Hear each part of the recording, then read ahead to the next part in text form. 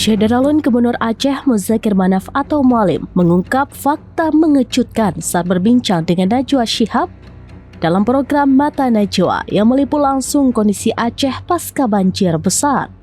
Dalam wawancara tersebut, Mualim menyampaikan kekecewaannya terhadap sejumlah bupati yang dianggap tidak menjalankan tanggung jawab di tengah situasi darurat. Awalnya, Najwa menyinggung pernyataan Mualim sebelumnya yang meminta para kepala daerah tidak menyerah dalam menghadapi bencana. Mualim juga menjelaskan bahwa ada bupati yang justru tidak menunjukkan sikap sebagai pemimpin di saat rakyatnya membutuhkan pada Selasa 9 Desember 2025.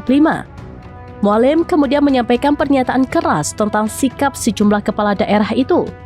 Najwa yang mendengarkan penjelasan itu terlihat terkejut ketika Mualim menambahkan bahwa ada pejabat daerah yang malah pergi bersenang-senang. Menurut Mualim, di saat rakyat sedang berjuang menyelamatkan diri dari banjir, para pemimpin seharusnya justru berada di tengah masyarakat, bukan meninggalkan daerah atau memilih hiburan. Ia menegaskan bahwa pemimpin daerah harus hadir, turun langsung dan memastikan kebutuhan warga terpenuhi.